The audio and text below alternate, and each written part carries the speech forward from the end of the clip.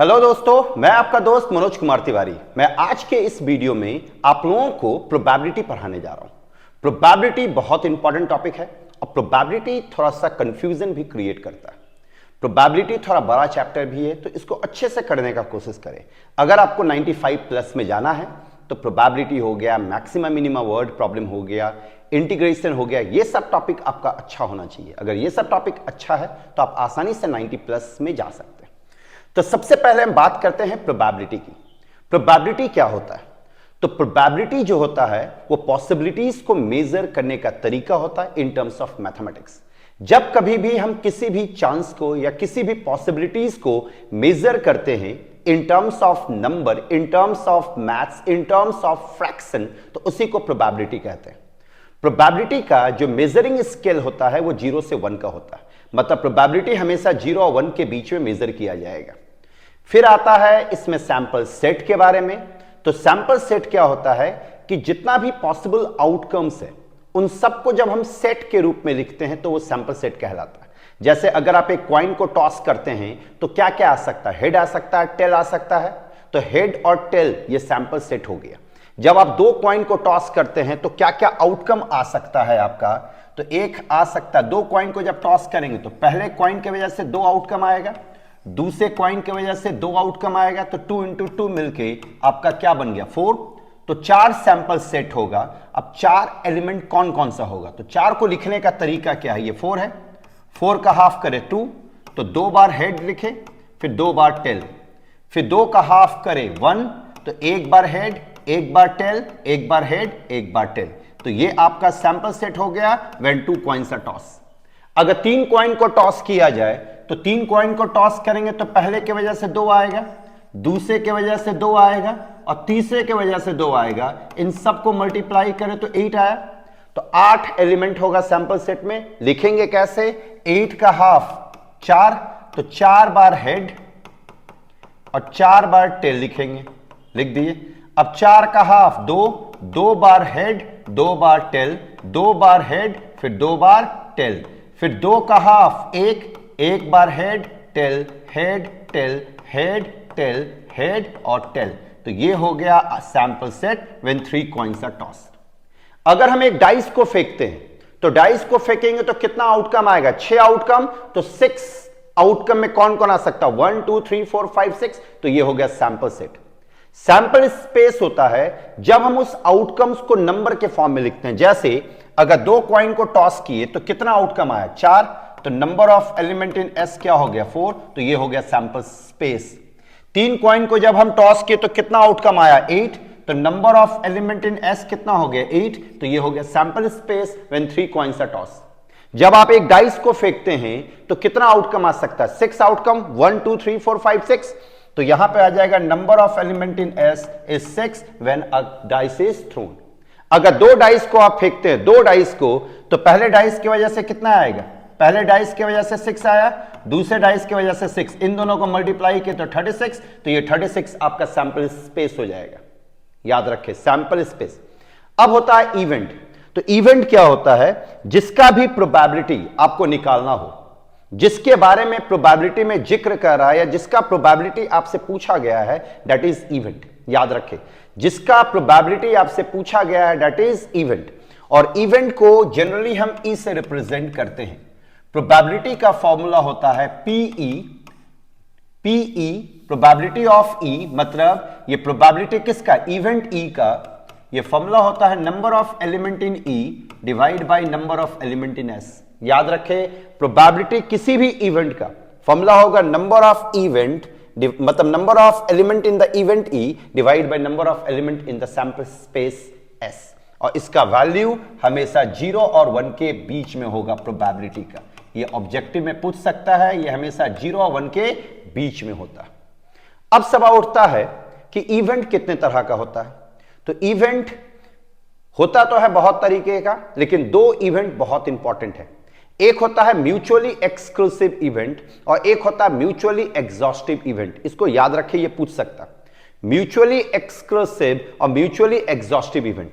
अब ये mutually exclusive event क्या होता है? म्यूचुअली एक्सक्लूसिव इवेंट, ध्यान दें, अगर ई और एफ 2 इवेंट है, अगर ई और एफ दो इवेंट है और दोनों म्यूचुअली एक्सक्लूसिव है, मतलब ई इंटरसेक्शन एफ जो होगा वो 5 होगा, मतलब ई और एफ में कोई एलिमेंट कॉमन नहीं आएगा। ये याद रखें, ये पूछ सकता है अगर ई और एफ म्यूचुअली एक्सक्लूसिव इवेंट है तो ई इंटरसेक्शन एफ क्या बनेगा 5, और अगर कोई इसका प्रोबेबिलिटी पूछ दे कि पी ई इंटरसेक्शन एफ क्या होगा तो 0। कब? When E and F R mutually exclusive event.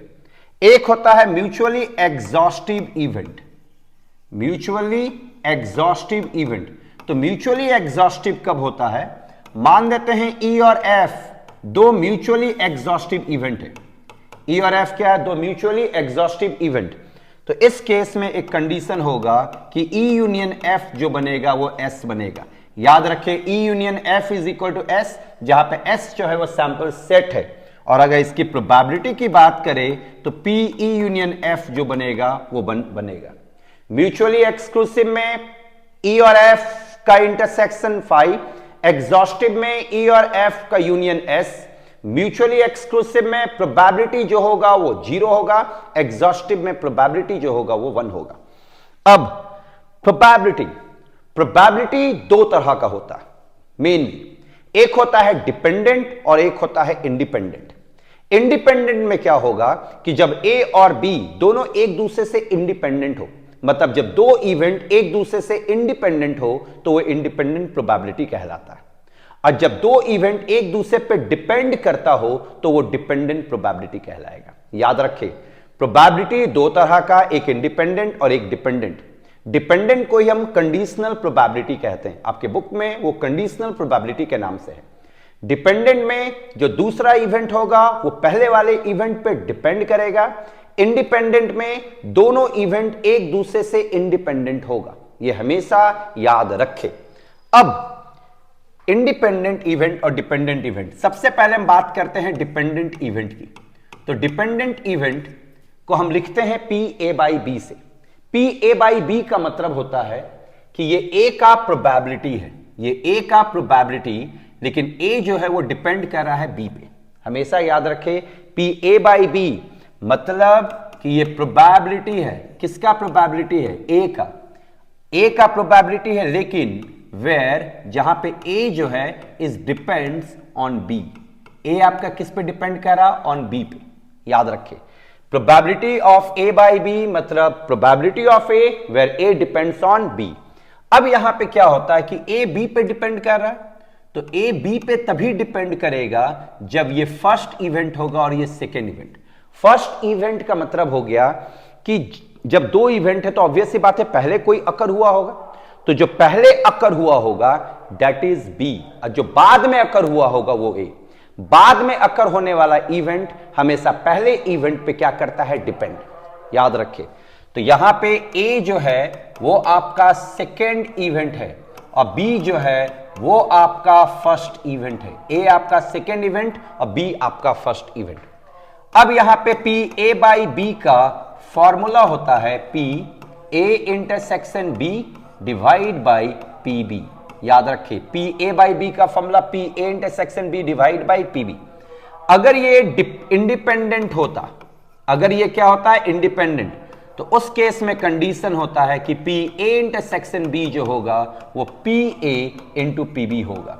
याद रखना है, अगर डिपेंडेंट है तो पी ए बाई बी का फॉर्मूला क्या होगा? P A intersection B divide by P B. और अगर इंडिपेंडेंट है तो पी ए इंटरसेक्शन बी का फॉर्मूला क्या होगा? P A into P B. यहां पे भी इस जगह पे आप देख सकते हैं, अगर हम पी ए इंटरसेक्शन बी निकाले तो पी ए इंटरसेक्शन बी को हम क्या कह सकते हैं? इसको इधर भेज दे तो ये हो जाएगा P A by B into what? P B. तो यहां पे क्या देख रहे हैं? ए का, बी का प्रोबेबिलिटी, बी का प्रोबेबिलिटी, फिर ये किसका प्रोबेबिलिटी था? ए का, तो ये ए का प्रोबेबिलिटी। तो यहां पे जब भी इंटरसेक्शन में हो, जैसे अगर इंडिपेंडेंट है ए बी सी, तो इसको हम क्या लिखेंगे? P A into P B into P C. इसी को कहते हैं मल्टीप्लीकेशन थ्योरम इन प्रोबेबिलिटी। अगर कोई आपसे पूछ दिया कि मल्टीप्लीकेशन थ्योरम क्या है, तो आप ये लिख के दिखा देंगे, P A intersection B intersection C, P A into P B into P C. और यही आपका इंडिपेंडेंट का है। अगर आपसे कोई पूछ दिया कि इंडिपेंडेंट प्रोबेबिलिटी है ए और बी, तो कंडीशन क्या होगा? तो दिस आर द कंडीशन। अब प्रोबेबिलिटी का कुछ फॉर्मूला होता है, जैसे एक फॉर्मूला जो सबसे इंपॉर्टेंट है पी ए यूनियन बी का, तो पी ए यूनियन बी का फॉर्मूला होता है P A plus P B minus P A intersection B. आपको पता है सेट से कि यूनियन हम कब यूज करते हैं, जब और होता है, और इंटरसेक्शन हम कब यूज करते हैं, जब एंड होता है। मतलब इसको हम कह सकते हैं पी ए और B is equal to P A plus P B minus P A and B. फिर एक होता है कॉम्प्लीमेंट्री इवेंट। कॉम्प्लीमेंट्री इवेंट क्या होता है, जैसे ए का कॉम्प्लीमेंट क्या होता है, ए डैश या ए बार, और इन दोनों का मतलब होता है कि ए का जस्ट उल्टा है ए बार, या ए बार का जस्ट उल्टा है ए। मतलब ए अगर सच बोलने का इवेंट है तो ए डैश या ए बार झूठ बोलने का इवेंट होगा। ए अगर जीतने का इवेंट है तो ए डैश हारने का इवेंट। ए अगर सक्सेस का है तो ए डैश फेलियर का। इन दोनों के बीच एक कनेक्शन होता है, P A plus P A का कॉम्प्लीमेंट जो होगा वो 1 होगा। जैसे अगर ए का सच बोलने का प्रोबेबिलिटी अगर 3/4 है और झूठ बोलने का प्रोबेबिलिटी कोई आपसे पूछ दे, तो झूठ बोलने का प्रोबेबिलिटी मतलब ये कंप्लीट उल्टा है, तो ये आपका क्या बनेगा 1 माइनस पी ए, मतलब 1 माइनस 3/4, मतलब ये क्या बन जाएगा 1/4। तो ये आपका प्रोबेबिलिटी का फॉर्मूला है जिसको आपको याद रखना है, याद रखें। तो ये था आपका प्रोबेबिलिटी से रिलेटेड थ्योरी, जो कि हम यहां पे बहुत तेजी से समझाए हैं। प्रोबेबिलिटी का थ्योरी और भी बहुत कुछ होता है, आप जरूर कॉपी को देखें। हम यहाँ पे केवल रिवाइज करा रहे हैं, जिसमें फॉर्मूला बता दे रहे हैं और कुछ प्रॉब्लम अब हम डिस्कस करेंगे। अब हम यहाँ पे प्रोबेबिलिटी के कुछ प्रॉब्लम को देखते हैं और इससे रिलेटेड प्रॉब्लम को आप अच्छे से प्रैक्टिस भी कर रहे हैं। जैसे पहला प्रॉब्लम आप देख सकते हैं, यहां पे कह रहा है given that A and B are 2 events. जहां पे पी ए का वैल्यू आप देख सकते हैं ये गिवन है, पी ए है आपका 0.6, पी बी है आपका 0.3 और पी ए इंटरसेक्शन बी जो है वो आपका 0.2 है। तो आपसे पूछा गया पी ए बाई बी और पी बी बाई ए का, तो इसको बहुत आसानी से हम बना सकते हैं पी ए बाई बी। अब खुद सोचें, पी ए बाई बी का फॉर्मूला क्या होता है, P A intersection B divide by P B. यहां पे आप देख सकते हैं पी ए इंटरसेक्शन बी का वैल्यू दिया हुआ 0.2, तो यहां पे हम 0.2 रखें। पी बी का वैल्यू देखें यहां पे 0.3 है, तो यहां पे हम क्या रखेंगे 0.3, ये दोनों कैंसिल होके आंसर क्या आ गया 2/3। उसी तरह से आपसे पूछा गया है P A by B, P B by A, तो पी बी बाई ए का फॉर्मूला हम क्या लगा सकते हैं, P A intersection B divide by P A. P A intersection B क्या है 0.2 और पी ए खुद है आपका 0.6, तो ये कैंसिल होके आपका क्या आ गया 1/3। बहुत आसानी से बन गया, ये आपका डिपेंडेंट प्रोबेबिलिटी पे था। अब यहां पे देखिए आपसे पूछा गया पी ए यूनियन बी, जहां पे 2 PA is equal to P B is equal to 5/13 है और पी ए बाई बी आपका 2/5 है। अब सबसे पहले ये सोचे कि पी ए यूनियन बी जो हमको चाहिए उसके लिए क्या फॉर्मूला होता है, P A plus P B minus P A intersection B होता है। तो हमको पी ए चाहिए, पी बी चाहिए और पी ए इंटरसेक्शन बी चाहिए। तो इन तीनों का वैल्यू अगर निकल जाता तो पी ए यूनियन बी तो आसानी से निकल जाएगा। तो यहां पे आप देखें पी बी कितना है 5/13, तो अब गौर करें पी बी का वैल्यू आपको पता चल गया 5/13। यहां पे देखिए 2PA कितना है 5/13, तो 2PA अगर आपका 5/13 है तो आप खुद अनुमान लगा यहां से कि PA क्या बनेगा 5/26, तो ये 5/26 हो गया PA। तो PB भी पता चल गया, PA भी पता चल गया, तो PA PB पता चल गया। PA इंटरसेक्शन भी चाहिए, अभी भी आपके पास ये कंडीशन अनटच्ड है। यहां पे देखिए PA बाई B है, PA बाई B का फॉर्मूला क्या होगा, PA intersection B divide by PB, और ये खुद किसके बराबर है 2/5। अब नीचे आपके पास PB है, PB का वैल्यू कितना आया था आपका 5/13, यहां 5/13 रखे या PB को इधर भेज दे, तो PA intersection B is equal to 2/5 into PB, और PB के जगह पे जब हम वैल्यू पुट करेंगे 5/13, तो ये आपका 2 हुआ बाई 5 हुआ और ये 5/13 हुआ, तो कट के क्या आ जाएगा 2/13। अब बताइए PA इंटरसेक्शन B का वैल्यू पता चल गया, सबको जाके इसमें रखे, PA यूनियन B निकल जाएगा। अब हम यहां पे नेक्स्ट प्रॉब्लम देखते हैं, a black and a red dice are rolled. मतलब एक बार में आपका ब्लैक और रेड डाइस को फेंका गया। Find the conditional probability of obtaining a some greater than 9, मतलब आपको इसका प्रोबेबिलिटी निकालना है ऑफ सम ग्रेटर देन 9, इसका probability given that the black die resulted in a 5, जहां पे कंडीशन ये गिवन है, मतलब कि यहां पे क्या हो रहा है कि ये जो इवेंट है इस इवेंट पे क्या कर रहा है, डिपेंड। और एक चीज और याद रखिए, जिसका भी कंडीशनल प्रोबेबिलिटी निकालना होगा वो हमेशा आपका सेकेंड इवेंट होगा, और उसके अलावा जो दिया होगा वो आपका फर्स्ट इवेंट होगा। एकदम सिंपल लॉजिक याद रखिए, जिसका भी कंडीशनल प्रोबेबिलिटी निकालना होगा, इसमें फंसता है स्टूडेंट। जहां आपसे पूछ दिया फाइंड द कंडीशनल प्रोबेबिलिटी, वो हमेशा आपका सेकेंड इवेंट होगा, और उसके अलावा जो दिया रहेगा वो आपका फर्स्ट इवेंट होगा। तो जब दो डाइस को फेंकते हैं, ठीक, तो यहां पे क्या कह रहा है, सम इज ग्रेटर देन 9, तो सम इज ग्रेटर देन 9, तो सम इज ग्रेटर देन 9 क्या कब कब आ सकता है, जब दो डाइस को फेंका जाए। तो ग्रेटर देन 9 में 10 होता है, 11 होता है, 12। तो पहला डाइस पे, अच्छा यहां फर्स्ट डाइस किसको हम मानते हैं, ब्लैक को, और सेकेंड रेड को। मतलब कि अगर ब्लैक में 5 आता है फर्स्ट पे, मतलब 1 आएगा, तो रेड पे कुछ भी आ जाए 9 से ज्यादा सम नहीं मिलेगा। 2 अगर आता है ब्लैक में, तो रेड पे कुछ भी आ जाए तो भी 9 से ज्यादा नहीं मिलेगा। 3 अगर आता है, 3, तो 3 रेड पे अगर 6 आ जाएगा तो 9, लेकिन अब वो ग्रेटर देन 9 चाहिए, 3 में भी नहीं, 4 से शुरू होगा। तो यहां पे हम ए को मानते हैं कि अगर ब्लैक डाई पे 4 आएगा तो रेड पे 6 आना चाहिए, ए की। अगर ब्लैक पे 5 आएगा तो रेड पे 5 आ जाएगा तो भी 10 मिल जाएगा, या फिर 5 आया अगर ब्लैक पे तो रेड पे 6 मिले तो भी 11 मिलेगा, 9 से तो बड़ा ही मिल रहा। ब्लैक पे अगर आपका 6 आया तो रेड पे 4 आ जाए, फिर ब्लैक पे अगर 6 आया तो रेड पे 5 आ जाए, ब्लैक पे अगर 6 आया तो रेड पे क्या आ जाए, 6। मतलब इस ए में जो कि आपका सेकेंड इवेंट है, सेकेंड इवेंट क्यों है, क्योंकि इसी का प्रोबेबिलिटी निकालना है।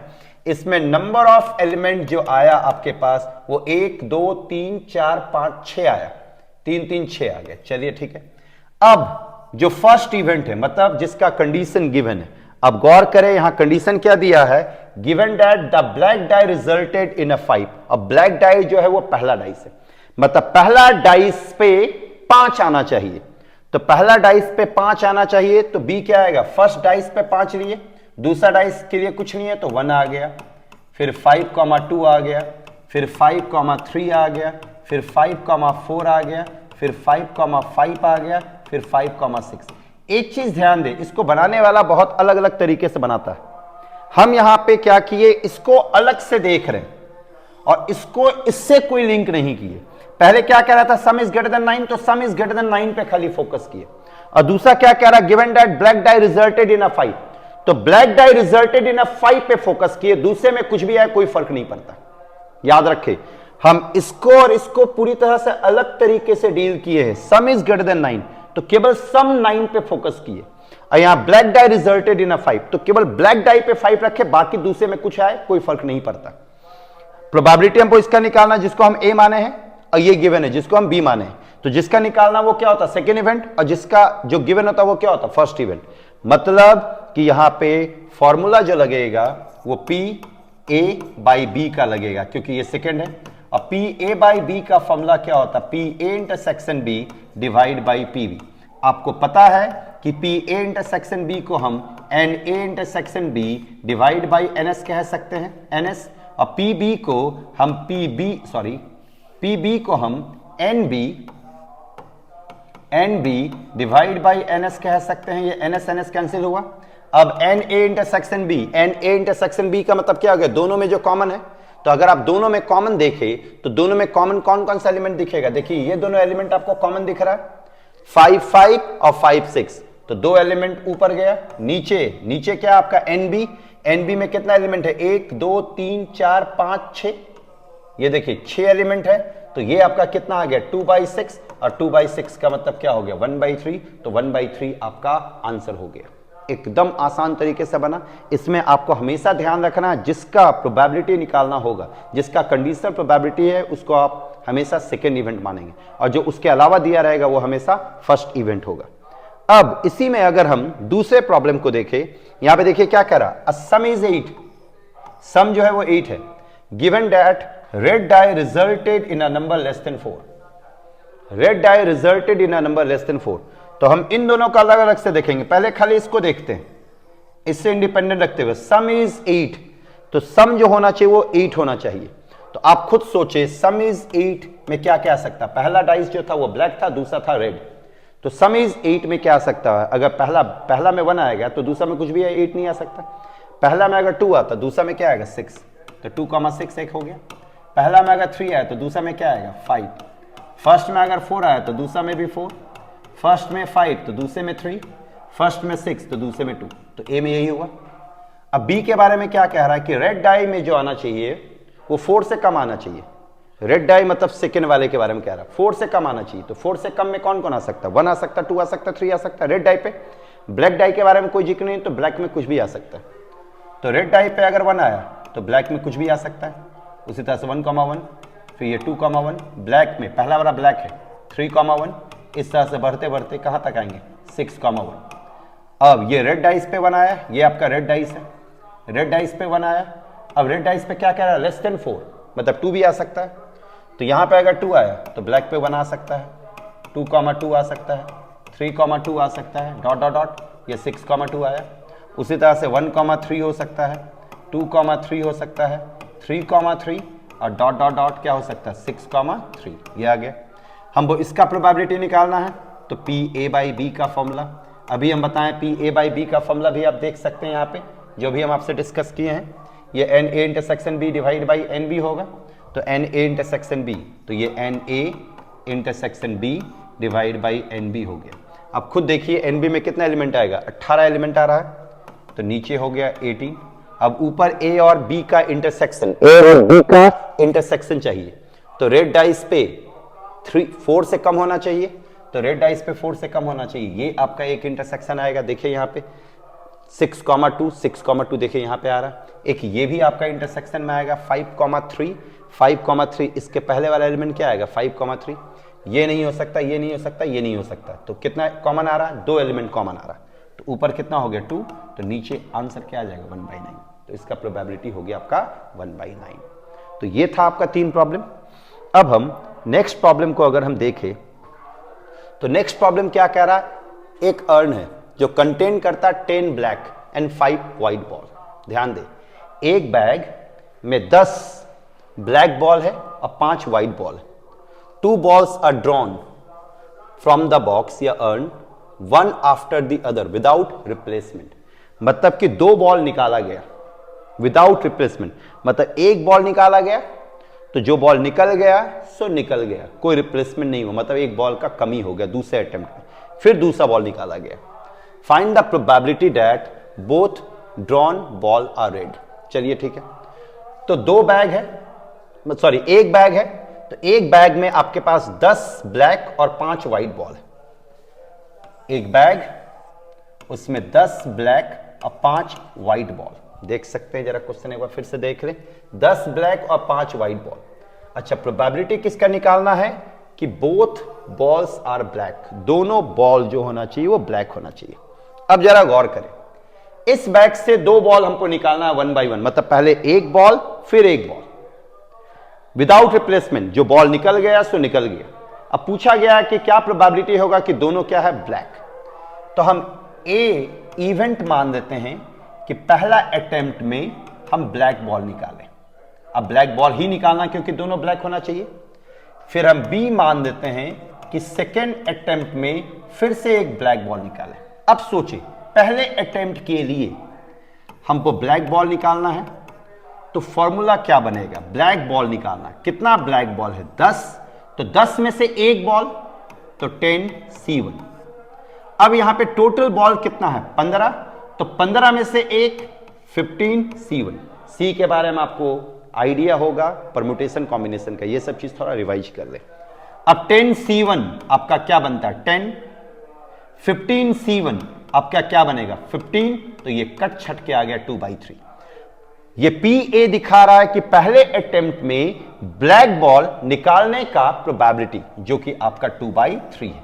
अब अब क्या हो गया कि एक ब्लैक बॉल निकल गया, तो जब एक ब्लैक बॉल निकल गया तो बैग में बॉल का कॉन्फ़िगरेशन क्या रह गया, 9 ब्लैक रह गया और 5 व्हाइट रह गया।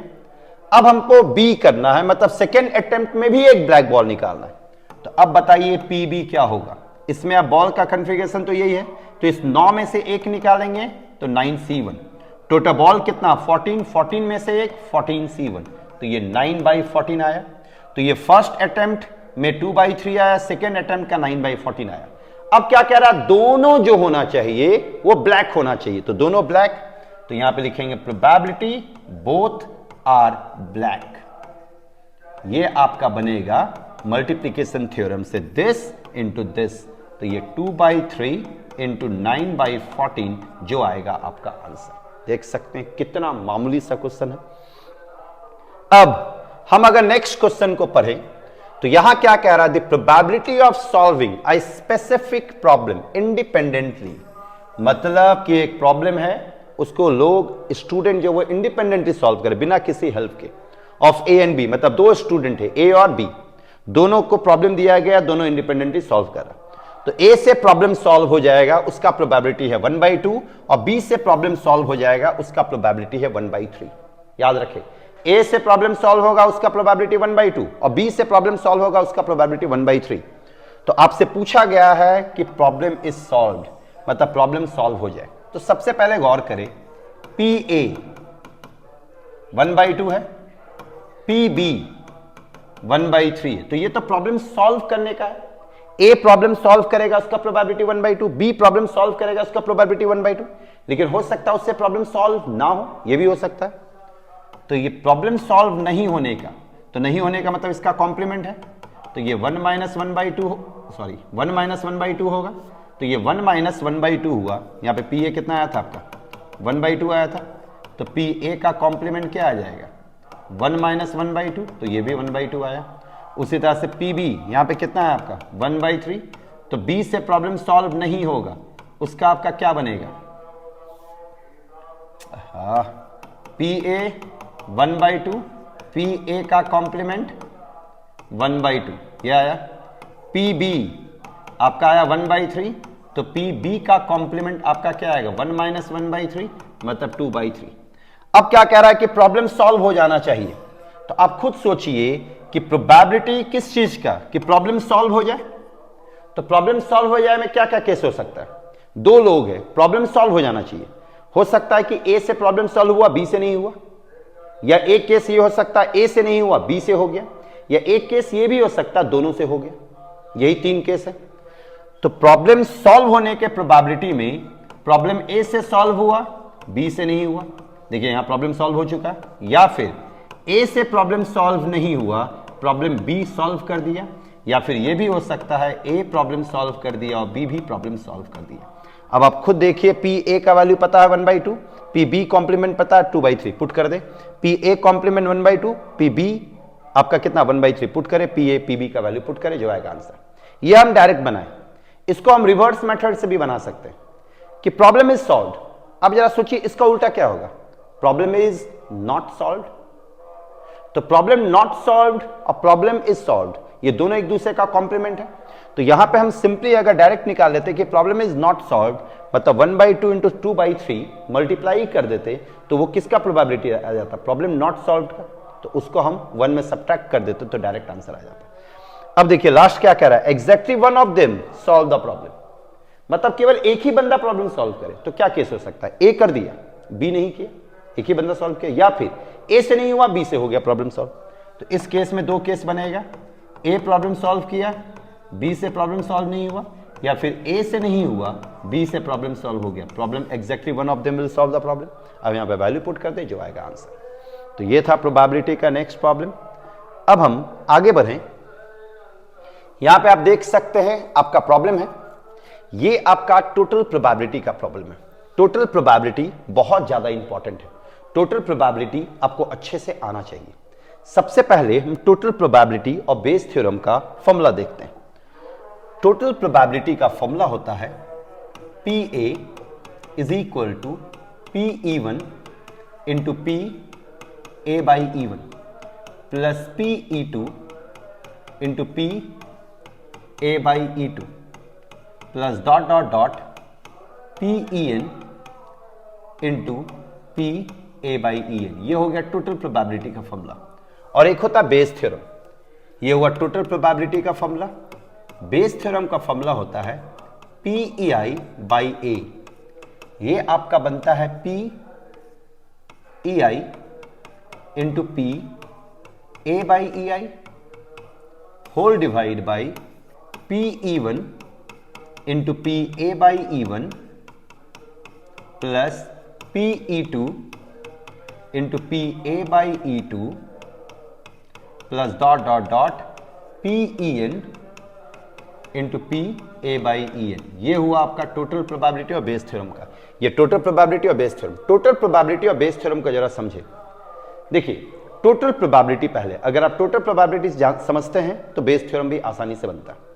टोटल प्रोबेबिलिटी में क्या होता है कि जिसका प्रोबेबिलिटी आपको निकालना है उसको हमेशा हम मेन इवेंट मानेंगे। जिसका भी प्रोबेबिलिटी आपसे पूछ दे वो ए, याद रखें, जिसका भी प्रोबेबिलिटी आपसे पूछ दे उसको आप ए मान दें। अब आप यहां पे देखें P A by E one है, P A by E two है, P A by E N है। तो यहां पे दो तरह का इवेंट है, एक ए है और दूसरा है E one, E two, E three, इस तरह से ई एन। तो इसको हम कहते हैं ई टाइप इवेंट। इसको हम क्या कहेंगे? ई टाइप इवेंट। अब ई टाइप इवेंट क्या है?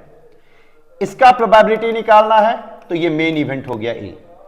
अब यहां पे देखिए E1, E2, E3 हमेशा डिनोमिनेटर में है। हम आपको क्या बताए थे इन डिपेंडेंट प्रोबेबिलिटी में कि अगर P A बाई B है तो नीचे जो है वो पहला इवेंट होता है और जिसका प्रोबेबिलिटी निकालना वो दूसरा इवेंट है।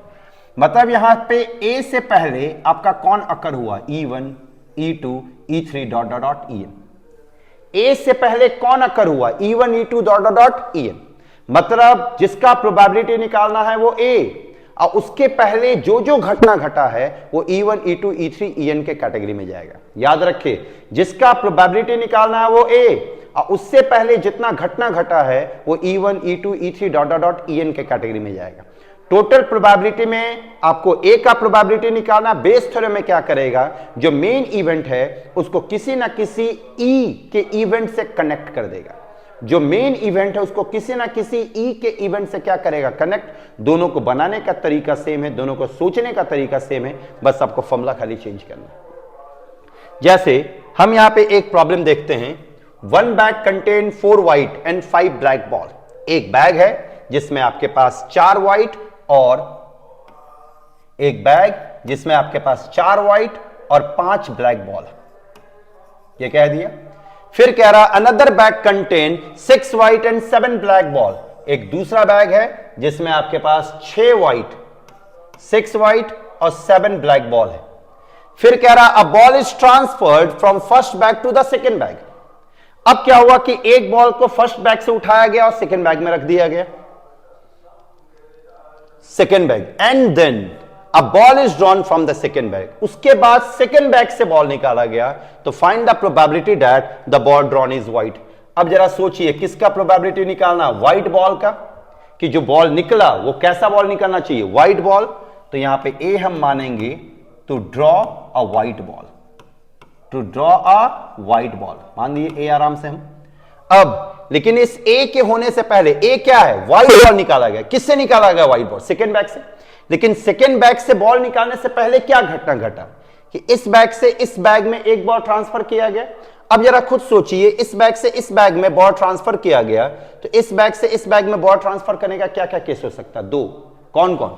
या तो एक व्हाइट बॉल ट्रांसफर किया जा सकता है या तो एक ब्लैक बॉल, यही हो सकता है। तो हम यहां E1 मान देते हैं कि हम ट्रांसफर किए एक व्हाइट बॉल फर्स्ट बैग से सेकेंड बैग में, और E2 हम मान देते हैं कि हम ट्रांसफर किए ब्लैक बॉल फर्स्ट बैग से सेकेंड बैग में।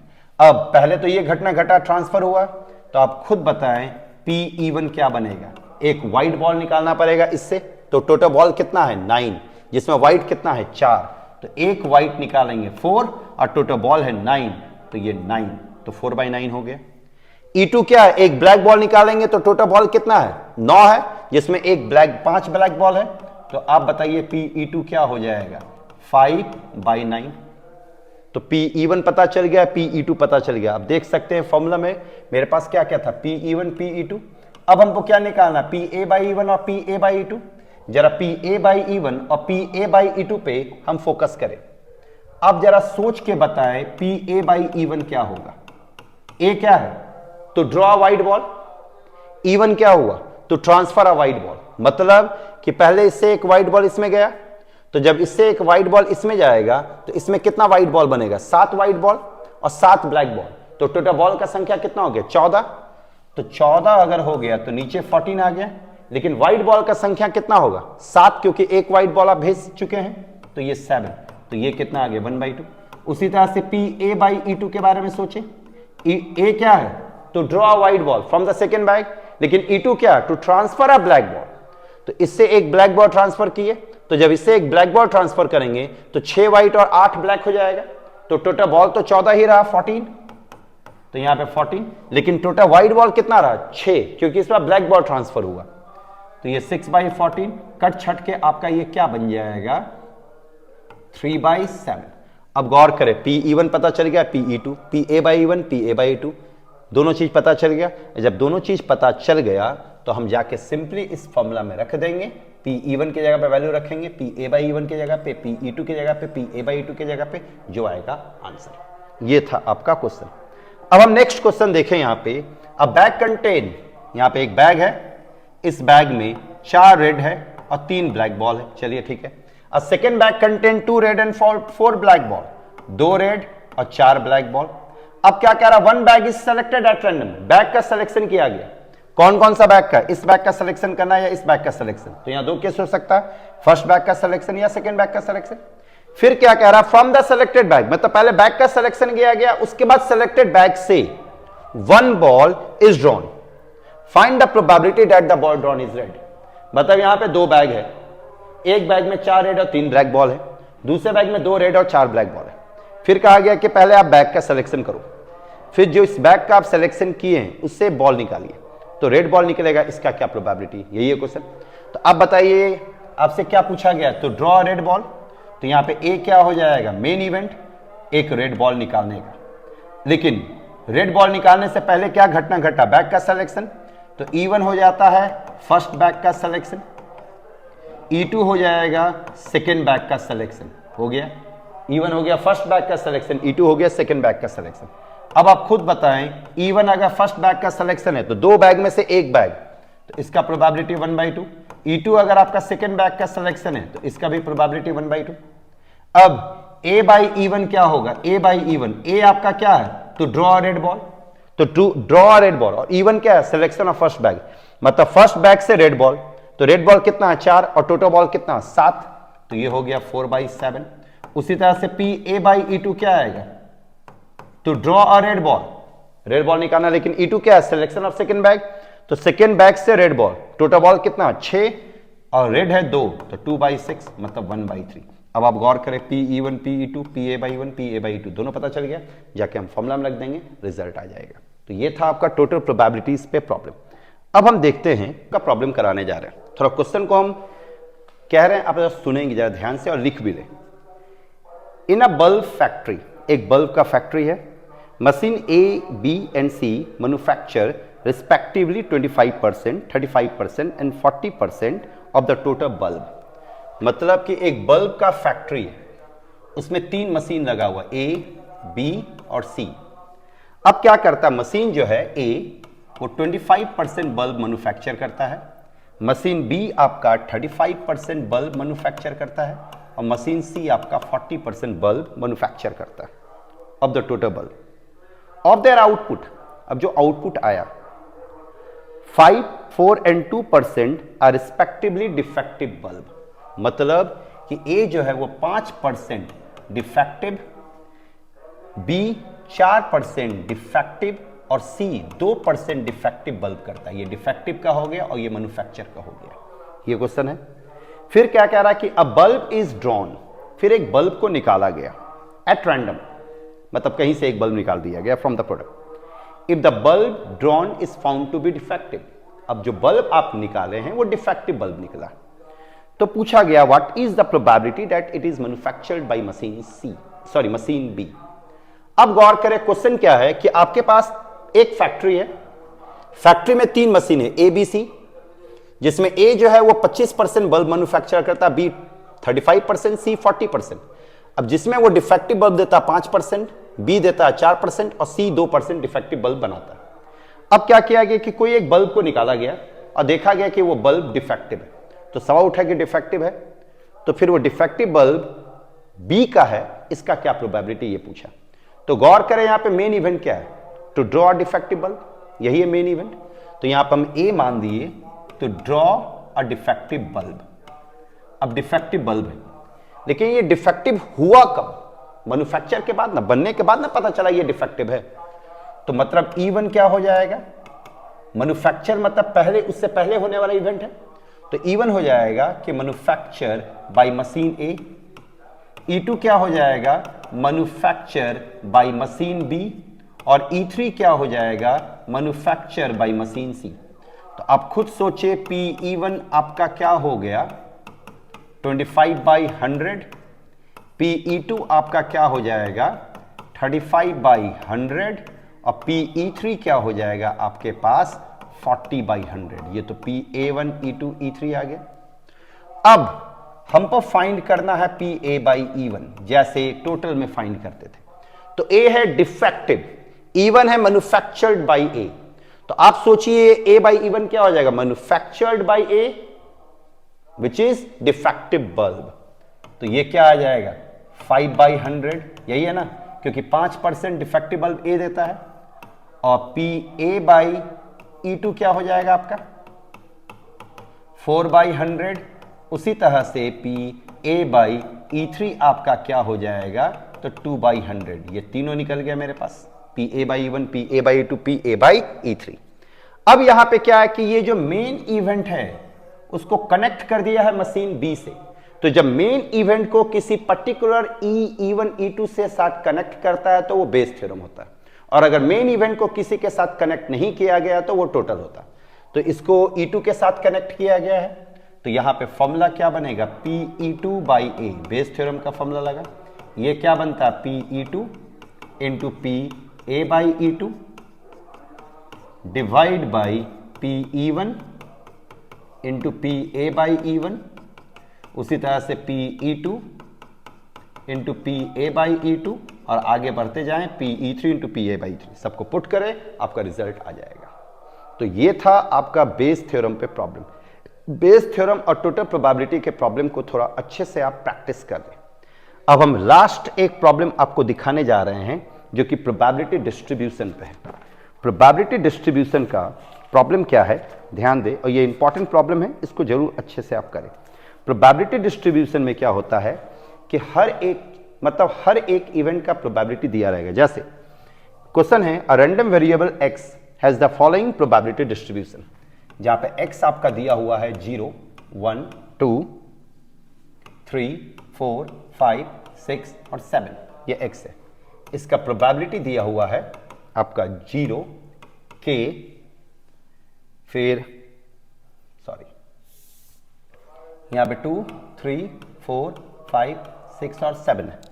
ठीक है, ये 0 हो गया, k हो गया, देन आपका 2k, फिर 2k, फिर आपका 3k, and then k square, फिर यहां पे 2k स्क्वायर, और यहां पे 7k स्क्वायर प्लस k। आपसे पूछा गया है find the value of k। पहला आपसे k का वैल्यू पूछा गया, तो k प्रोबेबिलिटी डिस्ट्रीब्यूशन में जो सम ऑफ द प्रोबेबिलिटी होता है वो हमेशा 1 होता है, हमेशा 1 होता। तो सम ऑफ द प्रोबेबिलिटी 1 होगा, तो सबको जोड़ दे, 0 plus k plus 2k plus 2k plus 3k plus k square plus 7k square plus k is equal to 1। अब यहां से आप k का वैल्यू निकालें। k का वैल्यू प्रोबेबिलिटी है, तो k का वैल्यू हमेशा 0 और 1 के बीच में आएगा। जो 0 और 1 के बीच में नहीं आएगा उसको आप रिजेक्ट कर दे, इग्नोर कर दे। तो जब यहां पे आप सिंप्लीफाई करेंगे तो आप देखेंगे कि k का वैल्यू आ गया 1/10, तो k का वैल्यू निकल गया। नेक्स्ट आपसे यहां पे पूछा गया है कि आप बताएं कि p x लेस देन 6 क्या होगा। तो गौर करें, x लेस देन 6, x तो यही है, यहां पे 6 है, तो 6 से छोटा, तो 6 से छोटा यहां से यहां तक है, तो यहां से यहां तक जितना के है सबको जोड़ दे, तो ये क्या बनेगा 0 प्लस के plus 2k plus 3k plus के स्क्वायर। अब जरा गौर करें ये कितना आ गया आपका k स्क्वायर प्लस 6k आ गया। अब k कितना आया था 1/10, तो यहां रखेंगे तो 1/100 आ गया प्लस 6/10 आ गया। इसको सिंप्लीफाई करें, आपका आंसर।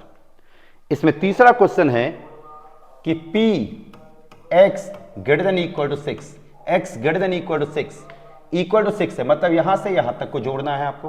तो इस केस में क्या आएगा 2k square plus 7k square plus k।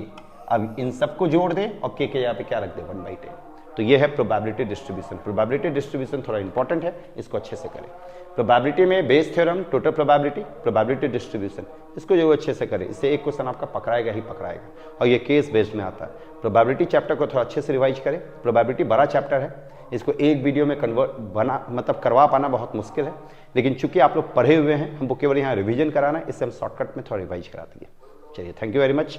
अगर आपको कोई दिक्कत आए, फिर भी होता है कहीं दिक्कत आ रहा, तो आप लोग मेरे से कांटेक्ट करें, मतलब कमेंट बॉक्स पे कमेंट करें। थैंक्स।